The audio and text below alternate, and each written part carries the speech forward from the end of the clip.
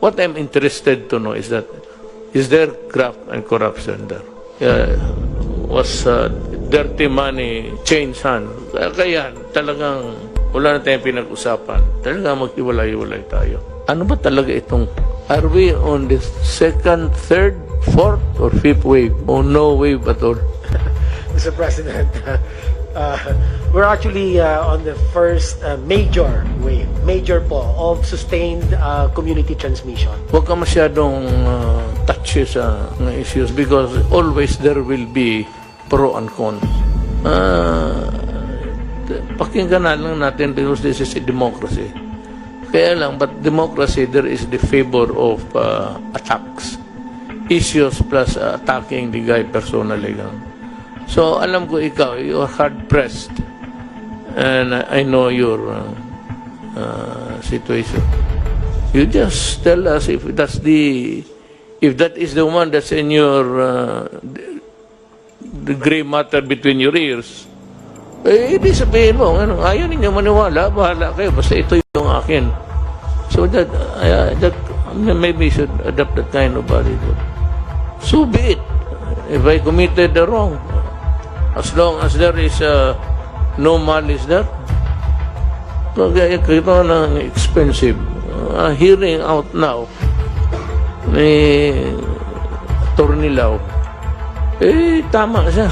And I would even caution when I said, do not recycle. Because recycle, you have to, yan ang ayaw ko, in recycling, you have to worry whether or not it will cause a new infection. And worse, it would affect the user. Ang user niyan, ang mga doktor. O ang akin lang dito is, I'm looking for, what I'm interested to know is that, is there graft and corruption there? Was dirty money change hand? Kaya talagang pagkaya na wala na tayong pinag-usapan. Talagang maghiwalay-hiwalay tayo. Pero kung sabi ka lang nagkamali ka, as it is, yung sabi mahal-mahal ng ito nga panahon ng I said, at the height of the contagion, wala naman akong narinig gustong tumulong. Ngayon sa tayo, sabi, maabot sa akin, meron dito, meron doon. So, sabi ko, papuntahin mo sila dito at dalhin nila yung produkto. Kaya para tawagin natin ibigay natin sa Interagency Task Force. Wala naman.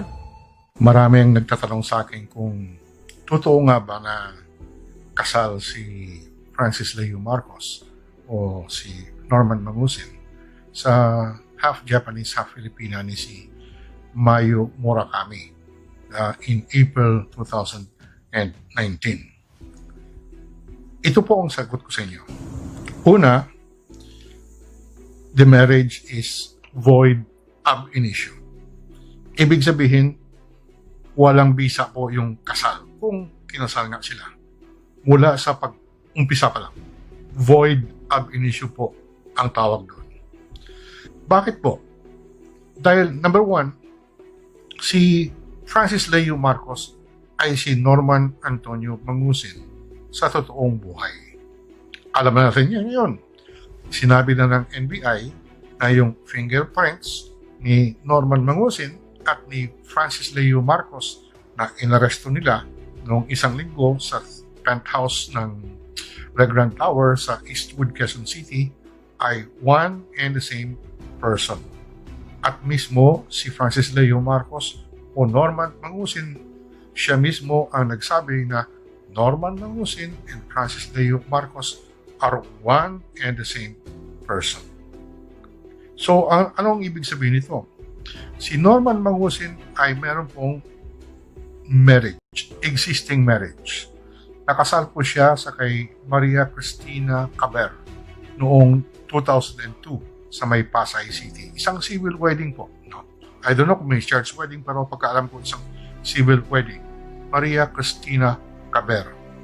So, pangalawa, si Christy is not the only woman na pinakasalan ni Norman Mangusin, also known as Francis Leo Marcos. In 2012, pinakasalan ni Francis Leo Antonio Marcos ang isang kaibigan din natin na initago na natin yung pangalan niya sa letter H. No? Si letter H, 19 years old at the time, she was literally swept off her feet. Yung expression, di ba?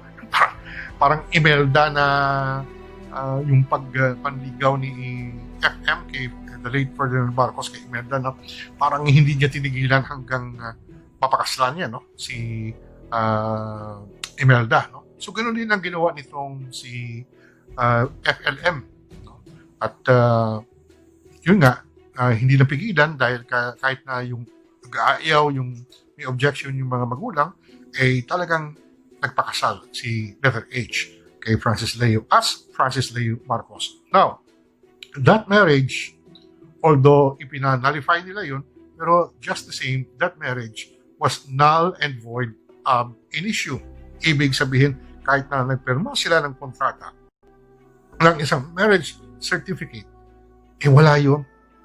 It does not exist in law. Bakit po? Kasi sa kasal na yun, ay gumamit na si Norman Mangusin ng alias na Francis Leo Antonio Marcos. So, that does not exist because there is no natural Filipino by the name of Francis Leo Antonio Marcos. To be able to enter into a contract, you have to be a natural Filipino. Ibig sabihin, tao ka. Na Pilipino na may pangalan ka na si Francis Leo Antonio Marcos.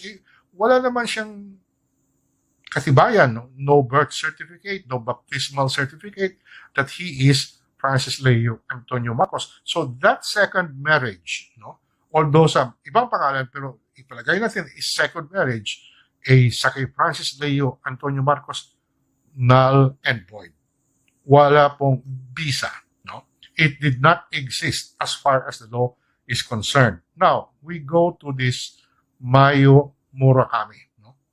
Na nakilala ni Norman Mangusin nung pumunta sila ng Japan, I think in April 2019. At that time, itong si Norman Mangusin ay kaibigan na niya si Bernard Chong, yung super mayaman na anak ng may-ari ng World Balance. So, si Bernard Chong naman ay parang nabilib, no? Nabilib siya kay FLM at akala niya ay talagang mayaman at dahil may project sila, sinusuportahan din niya kasi sabi niya kay Bernard Chong, Bernard, pasensya ka dahil Marcos ako, frozen kasi yung mga naka-freeze kasi yung mga bank accounts ko So, wala akong pera na pang mobilize, no? Pang lakad, no? Sa mga kailangan natin sa mga negosyo na pinopropose niya kay Bernard Chong. So, nakita ni FLM na parang isang malalim na well ito, no? Isang bubon ko sa Ilonggo, isang deep well of wealth, napakalalim, bottomless na pera ito, no? So, dahil nga may at the back of his mind, talagang may ambisyon itong si Norman Mangusin na tatakbo sa pagkasenador. Nag-attempt na nga in 2012 nung nag-file siya ng COC para maging kandidato sa pagkasenador in the 2013 elections, no? Kaya lang, dahil bobo itong si Norman Mangusin alias FLM, hindi niya binasa muna na ang minimum age requirement para sa pagkandidato sa pagkasenador ay 35 years old. 33 pa lang siya noon. Kaya he was declared a nuisance candidate by the Commission on Elections. Pero sa loob-loob niya, dahil naniniwala na siya, maraming tao na ang naniniwala na isa siyang Marcos, no? Na kamag-anak siya ni BBM, pinsang buo ni BBM, dahil sinasabi niya, yung tatay niya ay si Dr. Pacifico Edelin Marcos, siguro sabi niya, pag may pera na ako, dahil ngayon may backer na ako si Bernard Chong. Pumasok sa isip niya na tatakbo na naman muli, papasok na naman sa politika. Nung makilala ito si Mayo Murakami. Murakami ba? Tama ba yung pagka-pronounce ko?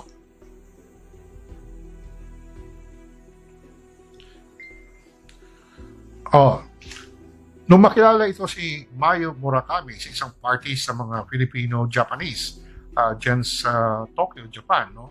Nagkataon na bumisita doon si Pangulong Duterte sa Tokyo, Japan nung mga panahon na yun.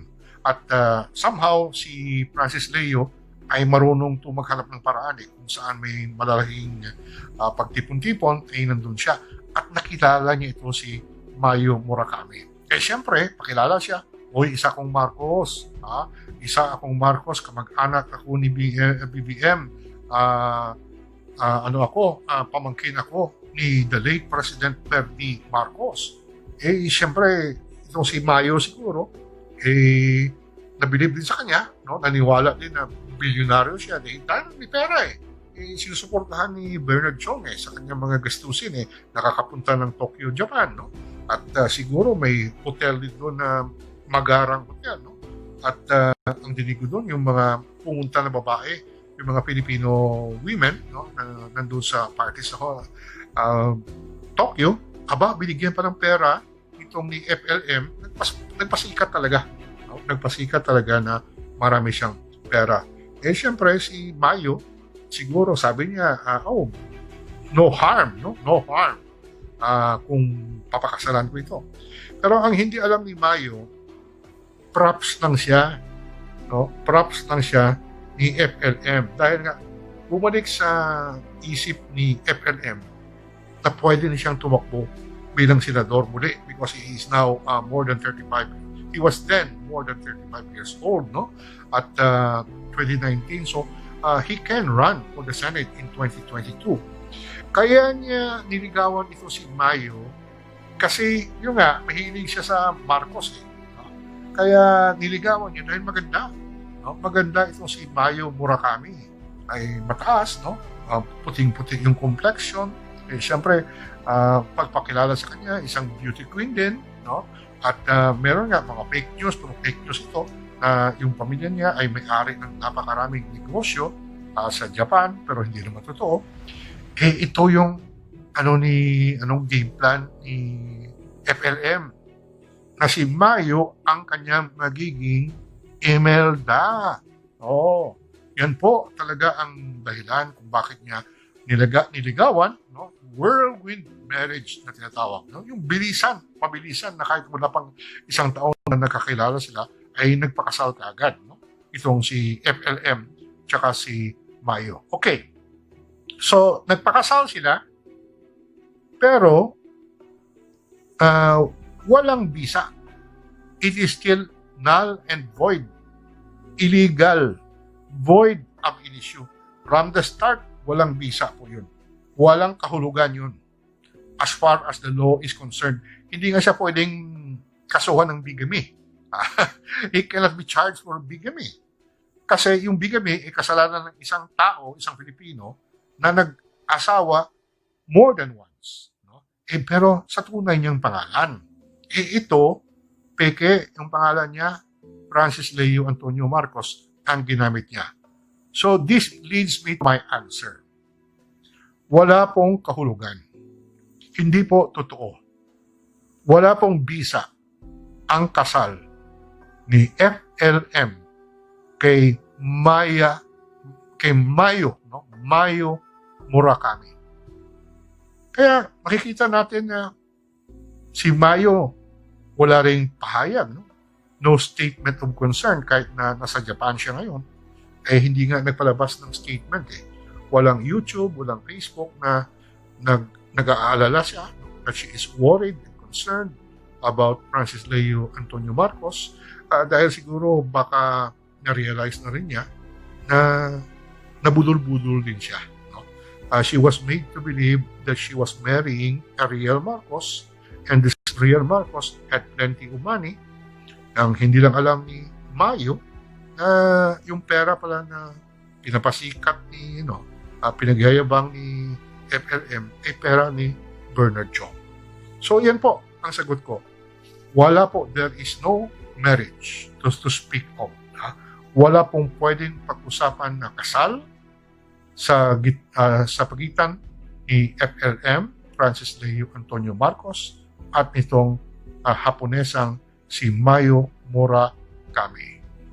Ito po ang inyong kaibigan mula po sa aking home quarantine dito sa Metro Manila, Manuel Boy Mejorada. Dr. Richard Mata po. Pag-usapan natin ngayon ang valve ng mask, no? Dahil nagkalabasan po ang katotohanan na hindi pala siya maganda pag mayroong valve ang mask mo. Bakit, no? Dahil ang function ng valve ay pag ikaw ay nag-inhale, nagko-close siya. So pag exhale mo, nag-o-open siya. So ibig sabihin, pag inhale mo, napoproteksyonan ka. Pero pag exhale mo, ay walang proteksyon yung mga tao sa palibot mo. So kunwari yung patient ay may COVID, hindi natin alam kung sino, tapos ang ginamit niyang mask ay ganito, ay pwede po tayong mahawa, no? Kasi pwedeng dito lumabas ang virus at hindi matago sa loob. And sabihin mo, may mask naman ako, Dok. Pwede naman mapunta sa mata yung virus.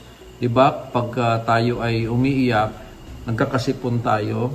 Actually, hindi sipon yun. Luha yun, pumunta sa ilong. Kasi may connection nga ang mata papunta sa ilong. So, oras na punta dito ang virus kasi may mask ka, pasok pa rin. Unless talagang nakakover ka ng goggles. Hindi naman tayo parati naka-goggles, no? Or yung mga face mask. So, be careful kung ang tao, ang nakikita mo ay ang gamit niya is valve na may mask. Dahil hindi tayo protected sa kanya. Although protected siya, in a sense, kasi pag inhale, nagko-close, pero tayo, pag exhale niya, pwedeng lalabas lang din ang virus dito. So, hindi po daw healthy ang mask na ito for the environment, for the other people, no? Bakit to ginawa? Dahil ang ganito pala na mask po ay para ito sa mga factory workers, like doon sa mga nag-work sa mga minahan, ganyan, sa mga masyadong maalikabok. Nahirap naman masyado kung N95 tapos close na close, mahirapan din silang huminga. So pwede yung ganito, total factory naman yon nung ilang years na po na dumadaan, ganun po, para mas makahinga sila dahil pag exhale nila po yung carbon dioxide na galing sa lungs, hindi masyadong mako-contain dito. So mas masarap po ang breathing. Pero kung sa hospital or health ang pinag-uusapan, hindi po siya talaga ganun ka-healthy kasi nga po hindi natin alam sino ang carrier. So pwedeng siya po ay magbibigay ng virus sa atin. Okay, so i-demonstrate ko po anong ibig ko sabihin.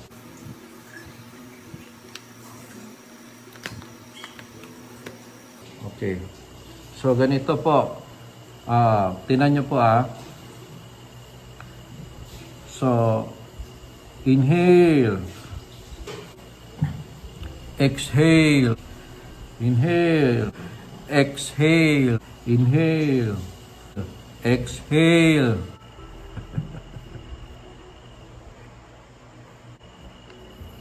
Actually, sinadya ko po siyang butasan at inedit ko yung video para mag-gets nyo po ang point ko. No? Kasi pag may valve, akala nyo maganda tingnan, safe, di ba? Pero ang katotohanan po, pag nag-exhale po kayo, release yun. So I hope you get the point. So meaning, I would like to discourage the use of this, hindi po kasi ito pang health. Actually po, mas better po yung homemade na lang na mask dahil closed na talaga yon. Salo ang ating mga sipon, mga secretions doon. Comparison po sa may valve.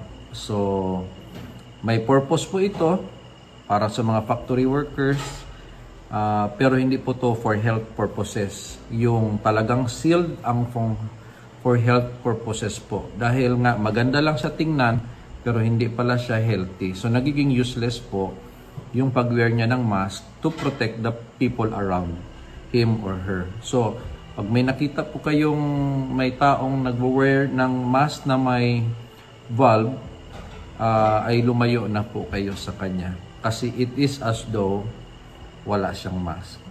So I hope naintindihan nyo itong point na ito. Every mask has its own purpose, pero hindi po ito for health purposes. Ito po yung valve. Oh. Tingnan nyo po tingnan nyo ito yung kanyang yellow. Valve po yan. Pero actually, pag ginano natin yan,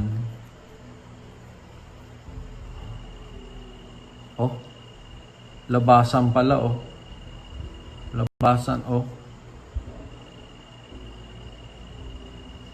So, tingnan nyo po gaano siya ka-effective. Exhale. Narinig nyo? Exhale. Inhale, Exhale. Inhale.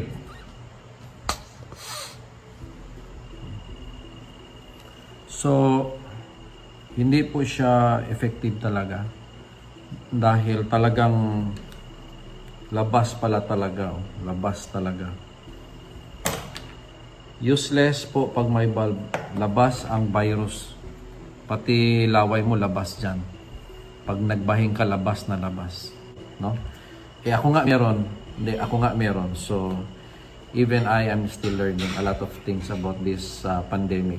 So, at least, let's all learn and then let's use the mask na walang valve po. Okay?